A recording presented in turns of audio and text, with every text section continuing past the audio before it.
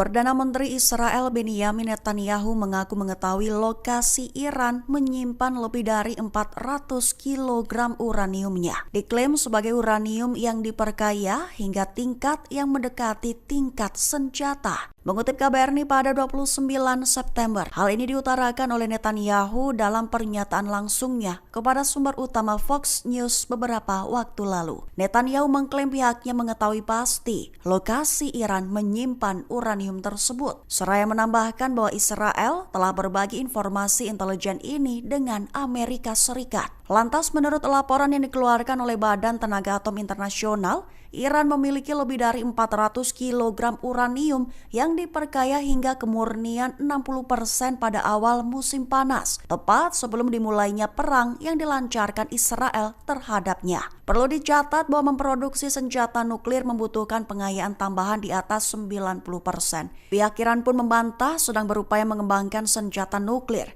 Namun masih belum jelas berapa banyak dari persediaan uranium yang diperkaya 60% milik Iran yang tersisa. Israel kian dikucilkan dunia imbas agresi terbarunya di kota Gaza. Bahkan dilaporkan bahwa sanksi di berbagai sektor pun menanti. Mengutip Tribun News pada 29 September, Israel disebutnya telah melancarkan agresi besar-besaran sejak Oktober 2023. Di mana yang menyebabkan ribuan warga sipil Palestina kehilangan nyawa, termasuk perempuan dan anak-anak. Krisis kemanusiaan yang memburuk di Gaza pun memicu gelombang protes global, sekaligus memaksa negara-negara di dunia meninjau ulang hubungan mereka dengan Israel. Bahkan kecaman terhadap Israel pun meningkat drastis setelah pasukan IDF meluncurkan serangan darat di kota Gaza, juga menggempur infrastruktur yang diklaim sebagai milik Hamas. Sehingga kini dampak nyata dari krisis ini pun mulai dirasakan Israel di sektor ekonomi. Termasuk Uni Eropa mengusulkan penangguhan sebagian perjanjian perdagangan bebas sebagai bentuk tekanan.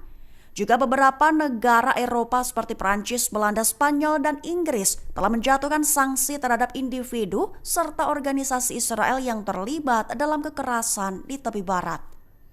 Presiden Amerika Serikat Donald Trump menjanjikan sesuatu yang istimewa di Timur Tengah, mengklaim sebagai sebuah peluang nyata dari semua pihak. Mengutip Al-Mayadin pada 29 September, hal ini ditulis langsung oleh Trump dalam Truth Social pada 28 September 2025. Dalam tulisannya, Trump menyatakan memiliki peluang nyata untuk kehebatan di Timur Tengah. Lebih lanjut menyatakan bahwa semua bergabung untuk sesuatu yang istimewa untuk pertama kalinya. Menegaskan bahwa pihaknya akan melakukan apa yang disebutnya istimewa tersebut. Perlu diketahui, Trump membayangkan gencatan senjata, pembebasan tawanan, dan pengawasan internasional untuk menstabilkan Gaza. Namun di sisi Israel, terkhusus Perdana Menterinya Benjamin Netanyahu, dia menuntut kekalahan total Hamas bahkan sebelum mempertimbangkan gencatan senjata.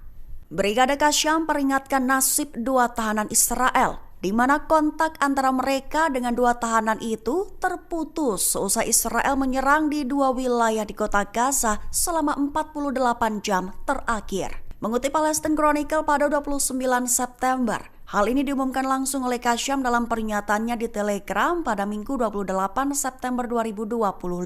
Lebih tepatnya, Qassam memperingatkan bahwa nyawa 2 tahanan Israel terancam setelah kehilangan kontak, tepat di tengah meningkatnya serangan Israel dan memperdalam kerusakan di lingkungan Sabra dan Tel Al-Hawa, kota Gaza. Qassam memperingatkan bahwa nyawa kedua tahanan Israel berada dalam bahaya nyata, mendesak pasukan pendudukan Israel untuk segera mundur ke selatan Jalan Raya 8 dan menghentikan serangan udara selama 24 jam mulai pukul 18 waktu setempat.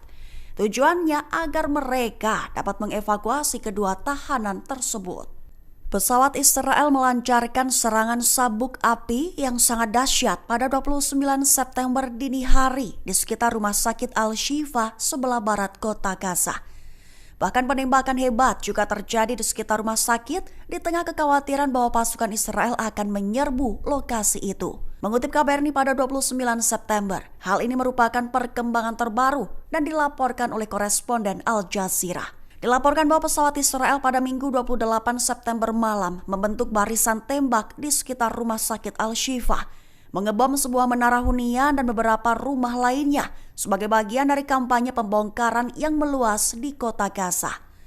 Sementara itu, tank-tank juga bergerak maju ke beberapa permukiman di kota tersebut. Sumber di rumah sakit Gaza melaporkan bahwa 40 warga Palestina tewas dalam serangan udara Israel di beberapa wilayah di jalur Gaza sejak fajar. Penembakan sekali lagi difokuskan pada permukiman di kota Gaza dan serangan udara dilanjutkan di area di jalur Gaza Tengah dan Selatan. Tepat setelah seharian pembantaian yang menewaskan lebih dari 90 orang martir.